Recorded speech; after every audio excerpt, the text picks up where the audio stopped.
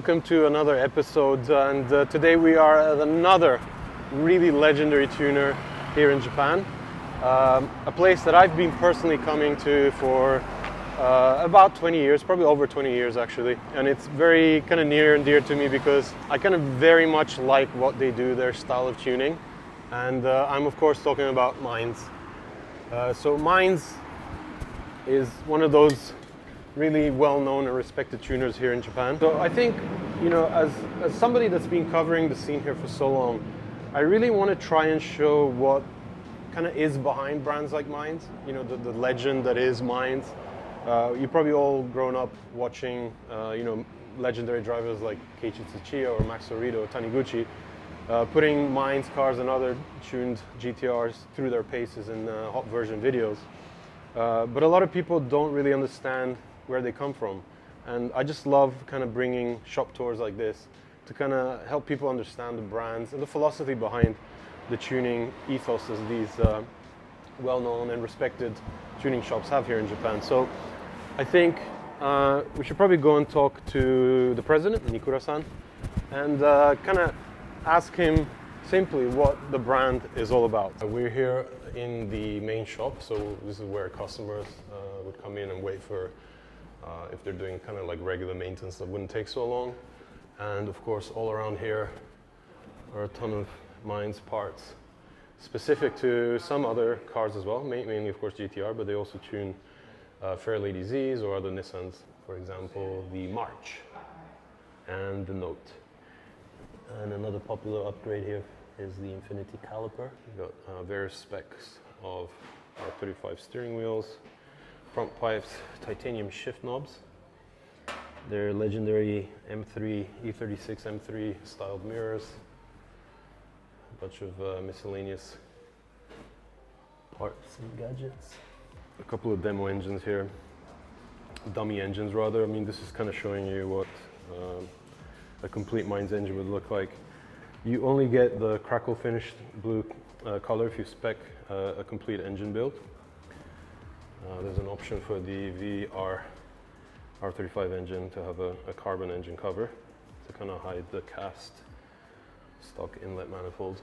So one thing that I've always kind of respected about Mainz is that they're able to extract so much performance and power from seemingly not doing too much, at least aesthetically, to engines and anything in the engine bay.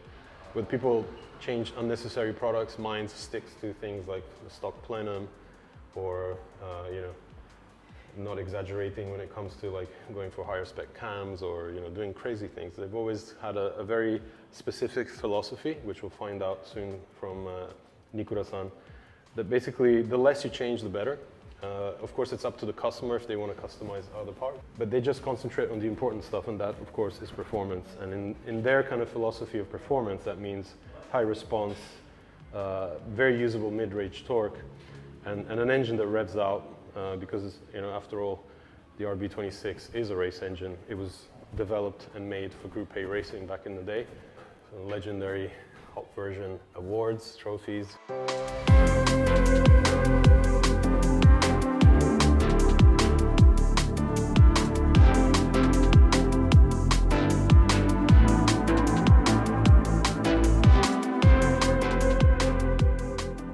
So, Mr. Niikura, thank you again for having us here today. And I'd just like to know what the Mainz tuning philosophy is, what defines the brand, and also what you think of the current GTR scene and market and how things are all kind of progressing and evolving. 昔からマインズとしてもう32の時代から、結構 GTR は力を入れてきました。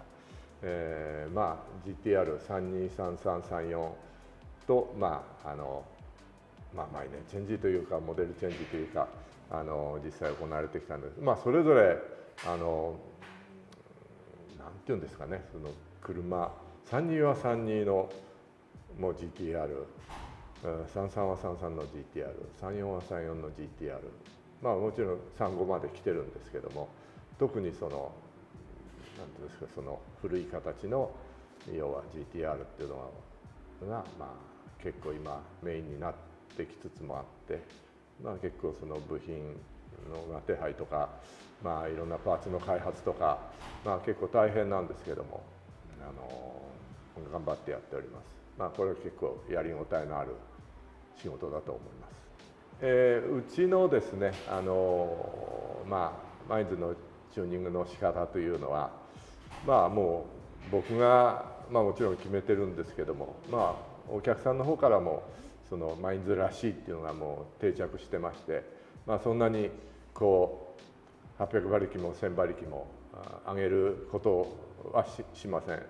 でレスポンス重視にして、600馬力前後のパワーでですね、曲がる止まる走る、それで傷もなく美しい出来上がりっていうのをモットーにしてですね、それを貫いて、足回りであるとか、ピックアップであるとか、車のそのかっこよさ綺麗さを追求して、世界中に発信してる。ポールなんかもすごく惚れ込んで見に来てくれてますし、世界で通用するような形になってきたんじゃないかなと、大変喜んでます。ありがとうございます。So we're following Nakayama-san up the stairs into his little cave. Every mine's engine that is being fitted to demo cars and of course customer cars is being built by Nakayama-san, who is the master engine builder at Mines, and this is his office, of course temperature controlled, where countless engines have been put together. Of course we're talking about RB26s here. Nakayama-san, how many engines have you built? I don't know. You don't know? 100 オーバーかな。100ではないよ。もう200、1000オーバーかな。So basically, this is what Mines is reputable for. They're very high response, very powerful, but very reliable motors. And it all starts here, where blocks are mated to heads and all the components are put together. I just love seeing workshops, that are used. You go to certain places and it's so clean. You actually wonder if they do work, but here there is no mistake. They're definitely putting things together. Here's a 2.8 and a 2.6, and of course the 2.8 that we saw here when we came in. And I think, in today's market where the GTR is being kind of perched up on a high pedestal, everybody really wants to have the most perfect, the highest spec engine.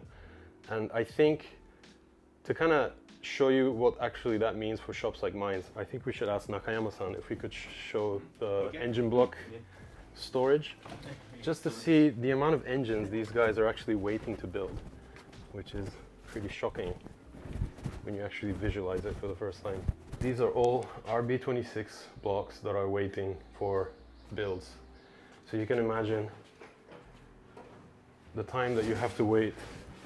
You're going to have a craftsman like Nakayama-san put these engines together. So you can see as they're pulled out of the inventory here, matched to whatever piston set the customer has specified. So it's either a 2.8 block or a 2.6 block or a bored out 2.6. So depending on what you specify, you either get a 24U or a 5U block to begin your build. I guess if you commission a build now, you'll probably be put pretty much behind there. So a few years waiting list if you want to have a mine spec engine, and rightly so, because it's the know-how that is put into these motors that really make them so special. There's going to be a really cool car that we're going to see later on downstairs in the workshop that kind of represents the highest execution that mines can kind of put together for customers. Yeah, this is the dream for a GT owner like myself, having your engine put together by Nakayama-san at this level. It's something very special. And the GTR world is so, I wouldn't say divided, but there's different schools of thoughts. I love, for example, what Australians do with GTRs. They've pushed the whole development and research behind these engines they've created something so crazy. But then again, the Japanese are very conservative when it comes to tuning, so having something that is very responsive, very usable, very drivable, and of course very reliable. Nobody wants a drag spec motor that puts out 1,000+ horsepower when it's going to break every couple of months. So basically he's saying that it could actually take him just a week to build the engine, but in today's market there's a lot of time that goes into waiting for parts, and of course Mind collaborates with Naprec for machining and head preparation, and it's just a question of waiting for parts. Actually, a friend of mine got his engine built here last year, and it's just finding those little parts from Nissan, little hoses, little gaskets, and little parts that are just not made. So you always have to look outside of regular channels, and it always kind of ends up making things way longer than they need to be. So basically, the most popular engines, of course, are just a regular rebuild of a 2.6 or maybe a spec up 2.8. 500 to 600 horsepower is the range, and if you really want to push hard or go to the track, most people would specify something like this. This is a high response, full tune engine, 2.8, 650 horsepower, if not more, depending on setting, which is the same engine that's being fitted downstairs, or has been fitted downstairs to the BBL R33 that we're also here to feature today. So that kind of gives you an idea of what people go for.